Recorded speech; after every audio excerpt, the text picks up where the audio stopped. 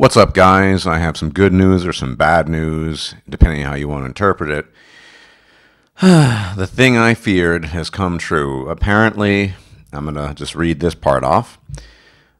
You can get the gist. To show our commitment to our Infinite Pack users, instead of releasing the next Mod Masters at the same time as its LE, as we promised in the dev update, we've decided to do better. This week, 6 months after we released the first Tier 9 weapons, we will release the Tier 10 Modmaster weapons and Tier 6 standard armors exclusively to all our Infinite Pack owners for an early access period. Well, that says it all, folks, doesn't it? It looks like Tier 10 is a reality. I have to say I'm disappointed. I've never been one of these people who thought Ubisoft was, the devil incarnate or evil for having people pay for stuff. They need to make their money. That's how why companies are there, to make money. But it is a bit disappointing because I think I was hoping that they cap off at Tier 9, maybe add some more variety, maybe finally work on finishing Rural Map or other maps or whatever. But they couldn't stop, it seems. Now, this is unfortunate. I'm going to check out the scene. I mean, this is kind of a trick, right? Instead of releasing a Tier 10 Special Edition, what they first do in order to keep their so-called promise to the Infinite Pack owners, I have Infinite Pack 2, is to release Tier 10 Modmaster, okay? But it's very likely that Tier 10 Modmaster is still going to be better than the preceding tiers. I mean, even if it's just a little bit. And here we are, never mind the armors. I'll talk about the Tier 6 armors in a bit. But we're back to the old problem of why would you ever use a weapon that is inferior to the next tier? I mean, let's think about maybe almost a year ago, the M28 for Assault, Tier 8 Mod Map. There was only one version, basically. Well, sorry, there was the Jungle version too, but for a while, everyone was using the M28. It was a good weapon, blah, blah, blah. What happens? They release Watch Dogs, Asphalt Special Edition.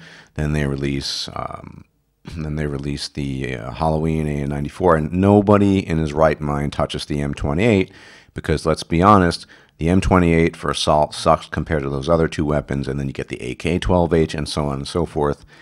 And yeah, this is kind of a problem because we're back to the power plane. I mean, why would you gimp yourself with a weapon that's worse than another? I was happy about all the variety. I did a couple of nice runs today with the M960H ACR. Ton of ammo. DPS isn't that great, but I love the fact that there's so much ammo. And now I'm thinking, well, they're going to be releasing these other weapons. So, yeah, it might have more ammo, but these Tier 10 has to be better than Tier 9, right? They're not going to call it Tier 10 if it's worse or equal. And I can show you probably what the weapons are going to be. Now, this is an old schematic from back in the day, but basically, with some deviation we saw in the releases, you can see here that it's more or less correspondent to what we've seen, more or less. So we did see some variety, M240, the Vector. You could say the Mark 1 was the Remington 887, etc. AN94 we saw, Judge, right? And some variety of the M95. Well, so there, like I said, some variety. But the next group of weapons, some of them are just, when I think about it, are really implausible, or who knows. Let's first talk about the pistol. This is the OTS 33, as far as I remember, is a Russian pistol, a fully automatic one. It's probably going to be a lot better than the Judge for different reasons. It's going to be fully automatic. It'll probably have a really nice fire rate and pretty decent damage. Lawrence M6, that's like a kind of an M16 on steroids, basically. So it's going to be probably a nice, super all-rounder assault rifle, if this turns out to be the actual assault rifle they release. Now, as far as the AA-12 is concerned, I don't know if this is going to be it, because this thing is a drum barrel with 50 rounds. It is a shotgun with 50 rounds. And if you've ever seen live demonstrations of this weapon, it's just crazy. Unless they just make the damage terrible, I don't see how they're going to release the AA-12, because if it's going to be the way it's actually in reality, this thing is just going to obliterate enemies. The Heckler & Koch G12K2, this is, by all accounts, from what I heard, I guess you could call it it's kind of like an assault rifle for specialists, for support. I mean, it's super accurate, super stable. It's going to be probably, the way it's going to turn out in the game, my prediction is, if it turns out to be this weapon, is that it's going to be basically a a Type 95 on steroids, essentially, which, Type 95 SD back in the day was the weapon it used. So watch everyone start using only this weapon, more or less. Magpul PDR, obviously an SMG.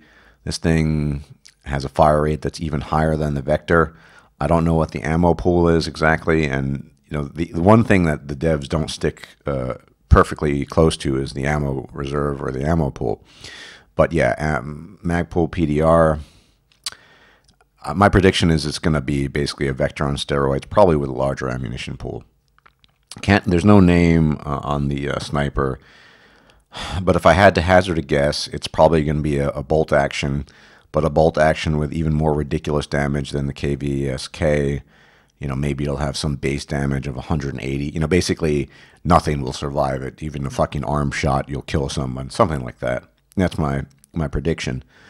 If it turns out to be these weapons. Now, they could just do more reskins and call, I don't know, take the tier 5 weapons and you have the P90 and turn it into a tier 10 weapon. Who knows? I mean, it's not they've done stuff like that before, but it seems unlikely. They've taken a lot of time.